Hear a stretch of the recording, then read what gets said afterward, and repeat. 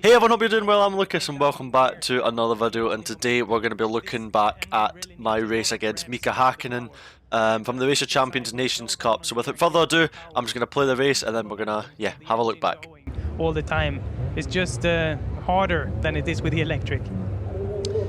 So, this is it. The fourth and final race. We wait for the green light. Blakeley needs to win by over 0.7 of a second. Good start by Blakeley, I think. Nice off the line from him. So it's Blakeley in the black and blue. Mika Hakkinen there for Team Finland. On the outside line at the moment, I think Blakeley had a little touch into the snow wall. He's very committed, very fast, Blakeley. Mika going for a tighter driving style, going with a bit of understeer mid-corner. We've seen, it's nice to ride on board here. You see, you have to really work with the pendulum of the car in that section that we just went through. It's easier to be consistent when you drive like this that Mika is doing, and that's also key. You can't afford to make any mistake. But as you said, you've got to be aggressive. Over the line, the gap last time was around 5 seconds and ended almost in a dead heat. The gap is less than 2. Blakeley is coming in hot. Yeah, Blakeley with another great run now. Watching him out on track practice, the commitment in whatever car he was driving was sensational. Standing trackside with a number of the drivers, they were looking at him and saying he has improved massively, even from last year where he defeated Sebastian Vettel. The confidence that he's been able to bring to Racing Champions this year on the snow and the ice. He's super competitive and rapid on the sim. We know that, we've seen that. He is the E-Rock champion 2023, but out on the snow and ice, he's just so committed. He's equally talented in real life here. Massive win for him. Huge! And that should mean that the E-Rock team goes through, because he's defeated Mika Hakkinen by a mile. By an absolute mile. So this was the fourth matchup between, ourselves, Team E-Rock and Team Finland, and it went to, the fourth and final race. This was my second race, so we had the first race between Valtteri and myself, then Jarno raced Mika and Valtteri in the middle, and then I was racing as the last race. So it was, we went into this last race 7/10 down, but it was now down to the fourth and final race, and it would be down to like overall time, if that makes sense. So as you can see, we are driving the rallycross cars, which were very, very different to drive than, let's say, the Cupra we were just driving against Valtteri in the race before. So this was a very different experience and a very different way of driving than the Cupra. So yeah, let's just play the tape. And yeah, this was a big race. I knew I had to really nail it to try and do well. So yeah, heading into turn 1 now. This is fun fact, into turn 1 so all the way through here. You can maybe just hear it, but I am bouncing off the rev limiter, and I'm right up actually. Really, I was really close to this wall. I was running in quite deep, but I couldn't get second gear. You can flat shift through the gears in these cars, but it takes a lot of energy. Not energy, but literally you have to really physically pull. And my hand's healing a bit now, but I actually cut my hand trying to get to second gear. So I was stuck in first gear, that section there, which was maybe a tiny bit limiting, but thankfully it's one of the slower speed sections of the track. But then finally got into second, and then we're fine from that point onwards.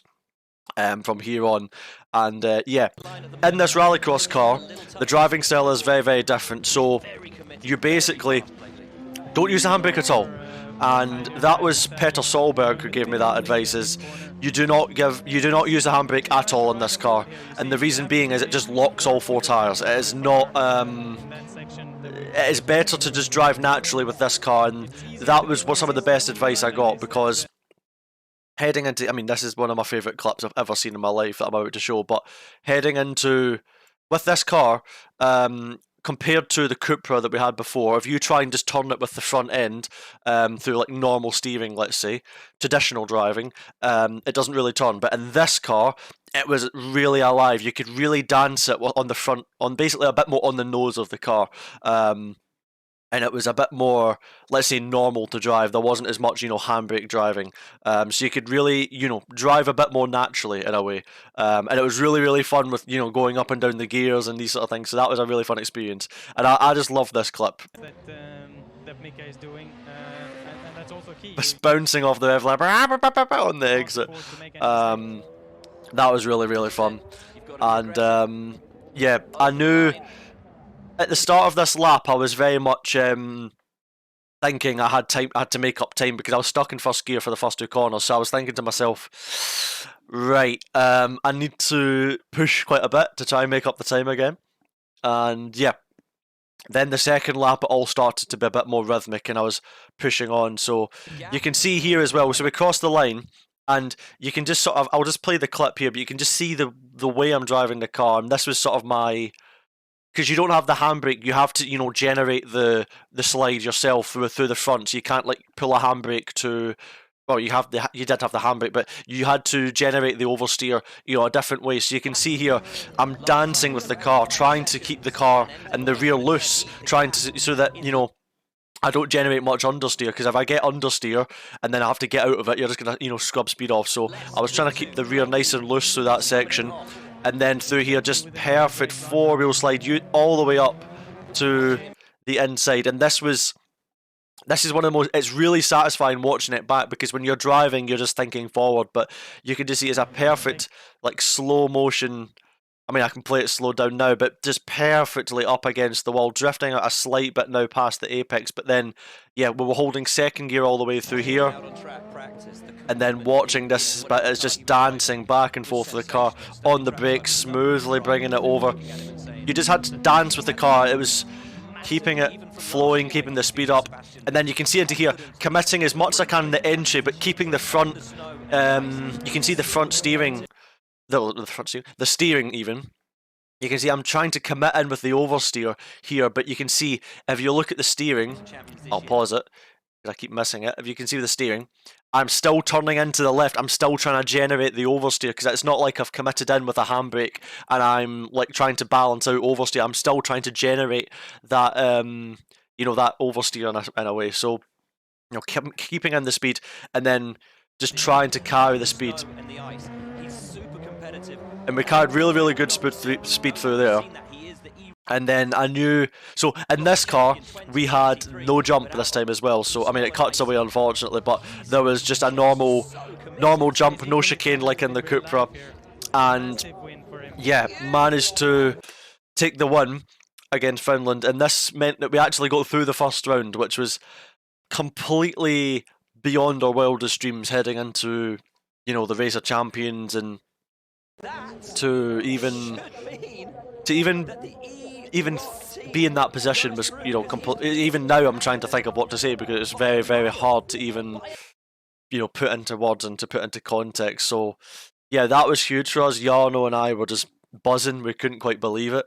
Yeah, it was such an immense feeling, and we literally just couldn't believe it. It was like too surreal, if that makes sense. And it was so much fun doing that. I mean, this was some of the most fun I'll maybe ever have in my life. Every time I have opportunities like this where I'm getting to drive, a rallycross car.